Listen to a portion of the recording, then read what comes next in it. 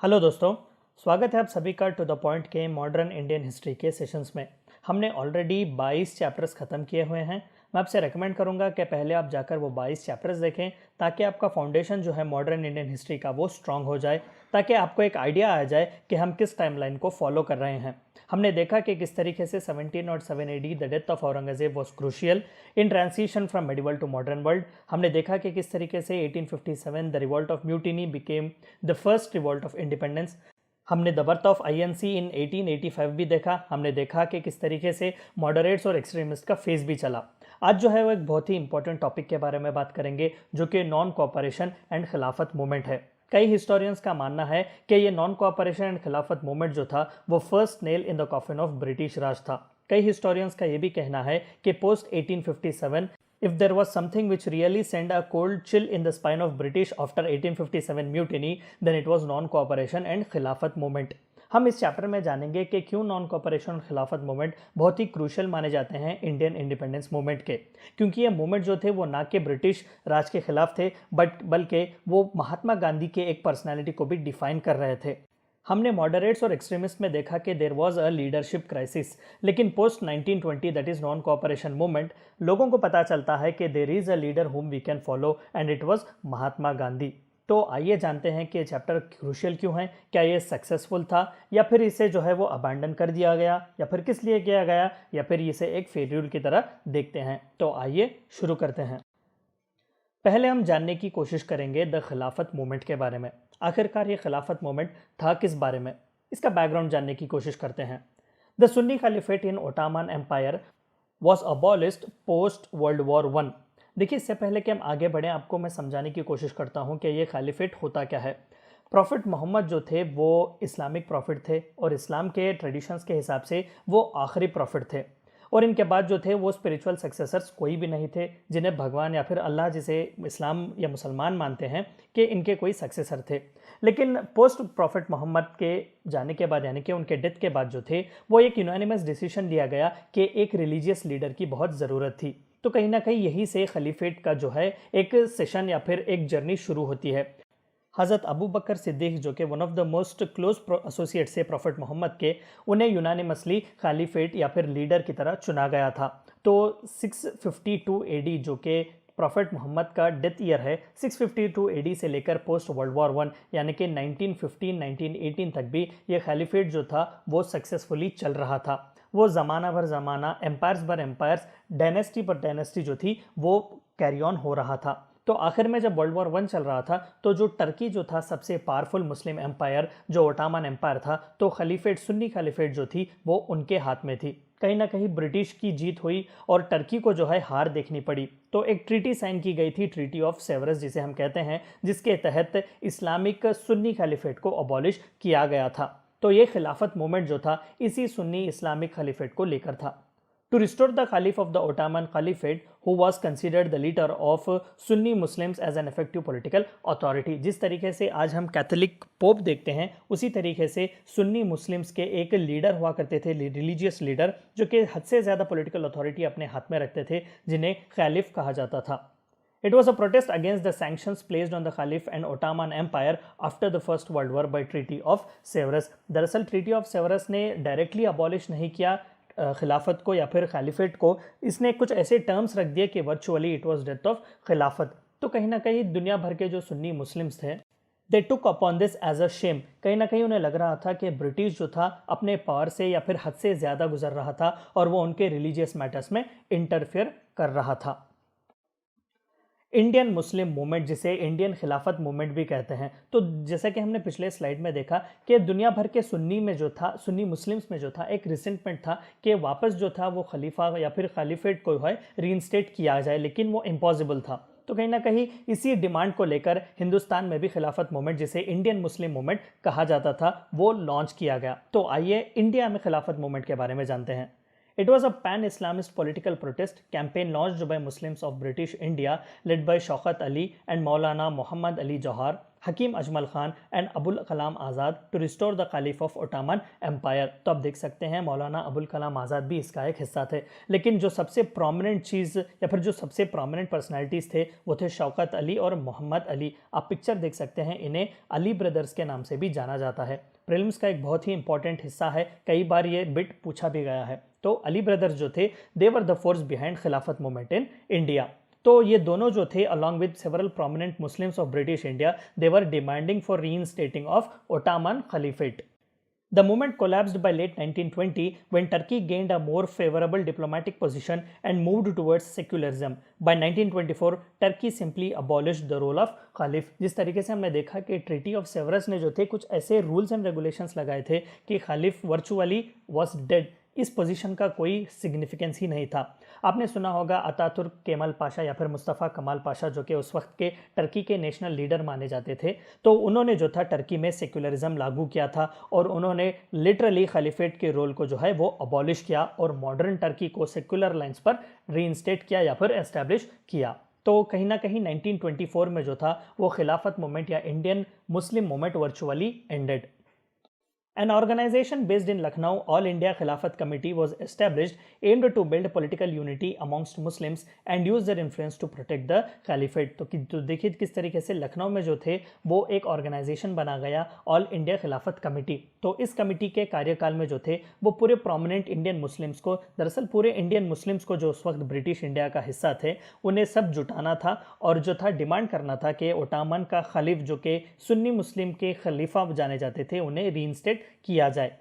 In 1920 they published the Khilafat Manifesto which called upon the British to protect the Caliphate and for Indian Muslims to unite and hold the British accountable for this purpose। तो कहीं ना कहीं British India में जो जितने भी Muslims थे, ज़्यादातर मेजॉरिटी जो सुन्नी थे, उनमें एक आक्रोश था ब्रिटिश के खिलाफ, क्योंकि यूजिंग ट्रीटी ऑफ सेवरस उन्होंने कहीं ना कहीं मुस्लिम खलीफा जो थे सुन्नियों के उन्हें डीथ्रोन किया गया था।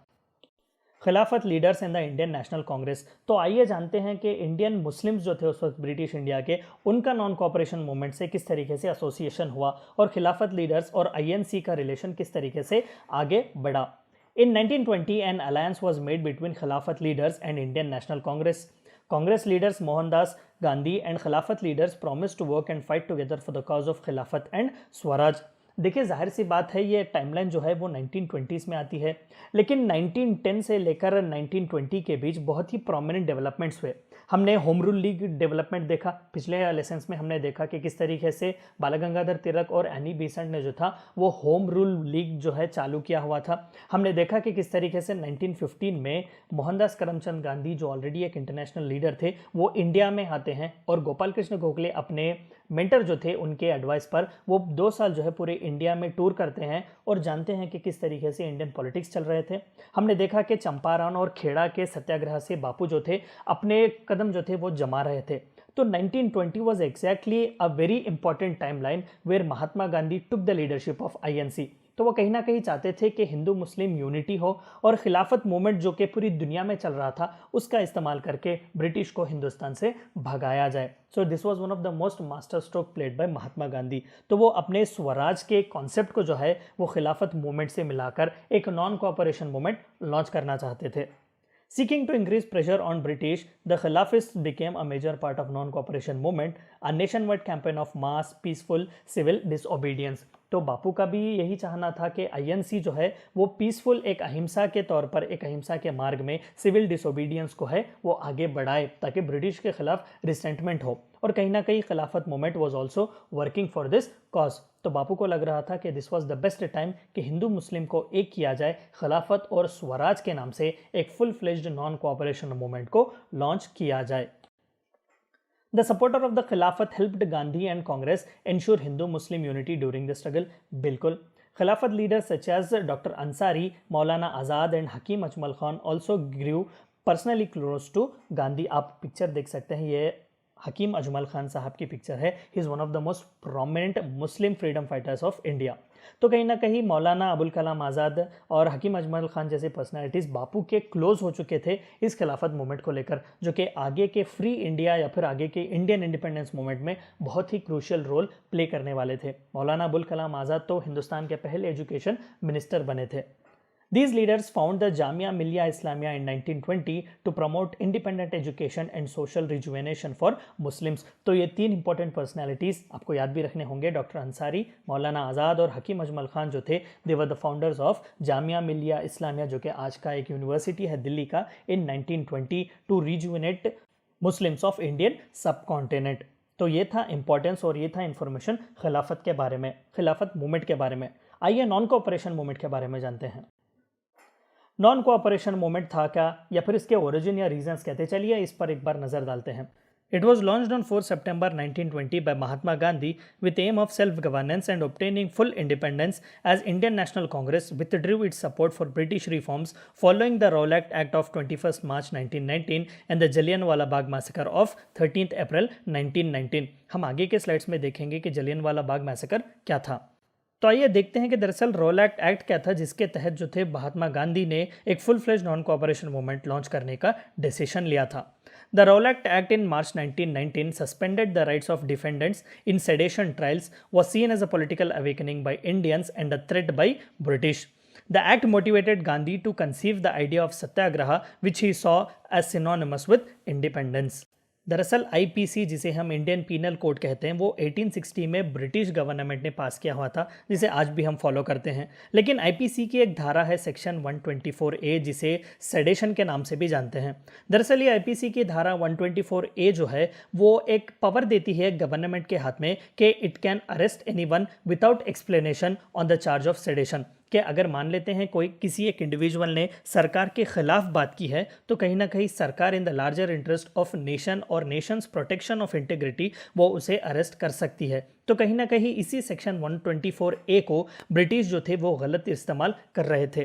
तो रोलैट एक्ट जो था वो इस सेडेशन को तो लीगलाइज कर ही रहा था, लेकिन कहीं ना कहीं जो डिफेंडेंट थे यानी कि जिन्हें अरेस्ट किया जाता था, उनके राइट्स को भी सस्पेंड किया जाता था एक फेयर ट्रायल के लिए।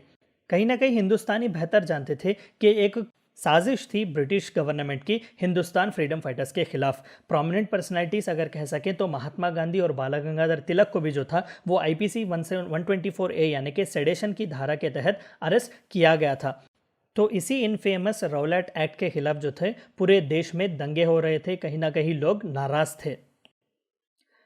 Factors leading to the non cooperation movement. तो आइए देखते हैं कि दरअसल रोलैट एक्ट का और जलियनवाला बाग मैसेकर से क्या लेना देना है। Jallianwala Bagh massacre in Amritsar. A large crowd had gathered at Jallianwala Bagh near the Golden Temple in Amritsar to protest against the arrest of Saifuddin Kichlu and Dr. Satyapal।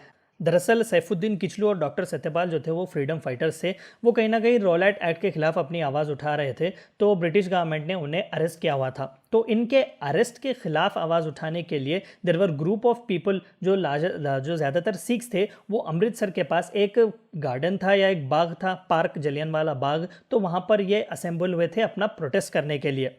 The civilians were fired upon by soldiers under the command of brigadier general Reginald Dyer, resulting in killing and injuring thousands of protesters. आप picture देख सकते हैं, जो एक बहुत ही infamous personality है जिसे जनरल ओ डायर भी कहते हैं, was responsible for the massacre of Jallianwala Bagh. तो वो जो सिविलियंस वहाँ पर आए हुए थे, जनरल ओ डायर ने उन पर गोलियां चलाने का हुक्म दिया। Where was a massacre of humans at Jallianwala Bagh. The outcry generated by massacre led to thousands of unrest and more deaths by the hands of police. The massacre became the most infamous event of British rule in India। आप देख सकते हैं दरअसल well है जिसमें जो थे 120 dead bodies जो थे वो बरामद किए गए थे पोस्ट जलियनवाला बाग मैसेकर, यानी कि बुलेटों से बचने के लिए जितने भी लोग वहाँ पर असेंबल हुए थे, कुछ 400 लोगों की जो तादाद थी, उसमें से 120 डेड बॉडीज़ इस वेल में पाए गए थे जो जलियनवाला बाग में था। So it was one of the most infamous events of British rule in India. Gandhi was a preacher of non-violence, was horrified with this. He lost all faith in goodness of the British government and declared that it would be a sin to cooperate with satanic government। तो देखिए बापू वो जो अहिंसा के पुजारी थे, कहीं ना कहीं ब्रिटिश गवर्नमेंट में थोड़ा बहुत वो भरोसा रख रहे थे कि they will reform India. Now literally he goes on to an extent to say that it was a satanic government. तो कहीं ना कहीं आप देख सकते हैं कि नॉन कोऑपरेशन का स्पार्क जो था वो दरअसल रौलट एक्ट और जलियांवाला बाग मैसेकर था। These atrocities, along with economic hardship to the common man, which the nationalists attributed to the flow of Indian wealth to Britain, the ruin of Indian artisans due to British factory made goods replacing handmade goods, Indian soldiers dying in World War I while fighting as part of British Army, imprisonment of stalwarts under sedition. तो ये चंद important factors थे which paved way for Mahatma Gandhi to launch non cooperation movement. हमने wealth drain के बारे में भी बात किया था दादा भाई नौरोजी के। तो इकोनॉमिक हार्डशिप जो थे वो पूरे हिंदुस्तानी एक एक्सेसिव रेवेन्यू सिस्टम के हाथों वो मारे जा रहे थे। इंडियन आर्टिजन्स जो थे वो बहुत ही बुरी हालत में थे क्योंकि ब्रिटिश में इंडस्ट्रियल रेवोल्यूशन था और फैक्ट्री मेड गुड्स बहुत ही चीप मिलते थे। इंडियन सोल्जर्स को जो है बिना हिंदुस्तानी कंसेंट के उन्हें वर्ल्ड वॉर 1 में भेजा जा रहा था ब्रिटिश आर्मी के तहत लड़ने के लिए, तो उनकी मौत से भी लोग कहीं ना कहीं परेशान थे। इम्प्रिजनमेंट ऑफ स्टालवर्ड्स अंडर सेडेशन, हमने देखा कि किस तरीके से बाल गंगाधर तिलक को अरेस्ट किया गया था 6 साल के लिए। तो इस तरीके से बहुत ही प्रोमिनेंट लीडर्स को अंदर किया जा रहा था फॉर सिली रीजन्स के वो ब्रिटिश राज के खिलाफ आवाज़ उठा रहे थे। तो ये पूरे जो फैक्टर्स थे वो महात्मा गांधी के दिमाग में चल रहे थे कि कहीं ना कहीं ज़रूरत थी कि एक नेशन वाइड प्रोटेस्ट और एक मूवमेंट चलाया जाए ब्रिटिश राज के खिलाफ। Above all, the Khilafat added the scope for non-cooperation of Gandhi to be a master stroke of politics in modern world. तो इतने रीजंस के चलते ऑलरेडी महात्मा गांधी जो थे वो बहुत ही एक दृढ़ संकल्प के साथ वो आगे चल रहे थे कि पैन नेशन वाइड एक मूवमेंट की ज़रूरत थी कि ब्रिटिशों को जो है एक सबक सिखाया जाए, उन्हें बताया जाए कि इंडिया इज़ फॉर इंडियंस। तो कहीं ना कहीं Khilafat movement was also added to this. Khilafat और नॉन कोऑपरेशन दोनों ने मिलकर कुछ ऐसा वंडर किया कि historians do genuinely call it the first nail in the coffin of British Raj. Success of Khilafat and non cooperation movement, हम ये तो नहीं कहेंगे कि ये फेल्यूर था। हाँ, हालांकि इसे अब्रप्टली जो थे वो अबांडन किया गया था। हम आगे के स्लाइड में इसके बारे में बात करेंगे। तो आइए जानते हैं कि किस तरीके से सक्सेसफुल था जो खिलाफत और नॉन कोऑपरेशन मूवमेंट था। It was held to be the first nail in the coffin of British Raj. बिल्कुल पोस्ट 1857 जो था, this was held to be the first nail, direct nail in the coffin of British Raj. It paved way for the Hindu Muslim unity as it was at its best. बिल्कुल it showed that British might be supreme but not infallible. आप picture देख सकते हैं कि ये दरअसल एक picture खींची गई थी जब नॉन कोऑपरेट मूवमेंट चल रहा था। तो इस नॉन कोऑपरेशन मूवमेंट ने पूरी दुनिया को बता दिया कि ब्रिटिश सुप्रीम हो सकते हैं due to their diplomatic skills, due to their advanced artillery and weapons, but they are not infallible, यानी कि वो गलत कर सकते हैं, ये ऐसा नहीं कि ये भगवान है धरती पर। Paved way for future course of Indian independence movement. इसी नॉन कोऑपरेशन की सक्सेस के तहत 1930 में सिविल डिसोबीडियंस मूवमेंट, 1942 में क्विट इंडिया मूवमेंट चलता है। हम आगे के लेसन्स में इसके बारे में बात करेंगे। People understood the way of ahimsa and satyagraha and took Bapu to be the sole leader under whom we can defeat British. तो 1885 से लेकर 1920 तक एक लीडरशिप क्राइसिस चल रहा था। हम देख रहे थे प्रोमिनेंट पर्सनैलिटीज़ तो थे, दादा भाई नौरोजी, बाल गंगाधर तिलक जैसे, जो मॉडरेट्स और एक्सट्रीमिस्ट के फेज़ में आउटशाइन कर रहे थे बाकी दूसरों को। लेकिन कहीं ना कहीं एक यूनिवर्सैलिटी नहीं थी इनकी लीडरशिप को फॉलो करने में। लोग जो थे वो टूटे हुए थे, बांटे गए थे अलग अलग लीडर्स के बीच, वो जो थे फ्रैगमेंटेड थे। लेकिन post 1920 that is non cooperation movement, पूरे हिंदुस्तानियों को पता चल गया कि if there is someone who can grant India freedom, it is Mahatma Gandhi. Chaura Chauri incident, तो आइए देखते हैं कि जैसा कि हमने कहा ये सक्सेसफुल तो था लेकिन इट वाज अबांडन। तो किस लिए अबांडन किया गया? It took place at Chauri Chaura in the Gorakhpur district of United province, जो का आज का उत्तर प्रदेश है, इन ब्रिटिश इंडिया ऑन 5 फरवरी 1922। तो 1920 में जो है वो नॉन कोऑपरेशन मूवमेंट बहुत ही सक्सेसफुल था। तो 2 साल बहुत ही सक्सेसफुल चल रहा था non cooperation movement through out India, जहाँ पर पिकेटिंग हो रहे थे, हड़ताल हो रहे थे, लोग बाइकआउट कर रहे थे, स्वराज की डिमांड कर रहे थे पूरे हिंदुस्तान में। तो 5 फरवरी 1922 में जो है a large group of protesters participating in non cooperation movement clashed with police who opened fire. तो कहीं ना कहीं पुलिस के खिलाफ या फिर पुलिस से जो कन्फ्रंट होती है एक ग्रुप ऑफ प्रोटेस्टर्स की, जो आज के उत्तर प्रदेश के गोरखपुर जिले के चौरी चौरा का एक गांव था वहाँ पर। In retaliation the demonstrators attacked and set fire to a police station, killing all of its occupant. The incident led to the death of 3 civilians and 22 policemen. तो जब पुलिसमैन जो थे क्लैश में उन्होंने ओपन फायर किया, यानी कि fire open किया अपने आप को बचाने के लिए, तो मॉब जो था वो बहुत ही गुस्से में आ गया और पूरे पुलिस स्टेशन को उन्होंने जला दिया, which led to the death of 22 policemen. तो एक बहुत ही इनफेमस इंसिडेंट था which paved way for the closure और seizure of non cooperation movement. आप देख सकते हैं ये शहीद स्मारक है चौरी चौरा का।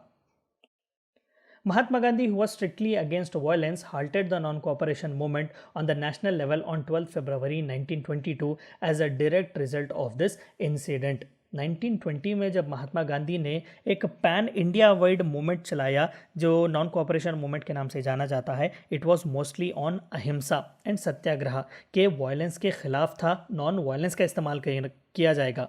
लेकिन जब चौरी चौरा का इंसिडेंट आया तो महात्मा गांधी को पता चला कि people were not at ready to understand the concepts of non ahimsa and satyagraha, और वायलेंस के नाम पर भले ही इंडिपेंडेंस हम जल्दी क्यों ना हासिल करें, it would be a waste of time. तो मोरालिटी कहीं ना कहीं बापू के ख्याल में आ गई और उन्होंने इस मूवमेंट को हाल्ट कर दिया, बंद कर दिया। A martial law was imposed by British. A total of 228 peoples were brought to trial on charges of rioting and arson in conjunction with Chauri Chaura affair. तो कहीं ना कहीं इस चौरी चौरा इंसिडेंट के बाद जो है पूरे नेशन वाइड में एक नॉन कोऑपरेशन मूवमेंट को हॉल्ट कर दिया गया। हम आगे के लेसन में इसके बारे में पढ़ेंगे कि किस तरीके से उसे हॉल्ट किया गया और इसके बाद के पॉलिटिक्स किस तरीके से चल रहे थे। तो this were the few things जो आपको जानने थे नॉन कोऑपरेशन और खिलाफत के बारे में, which is held to be the biggest nail और the first nail in the coffin of British Raj post 1857। Thank you for watching my video.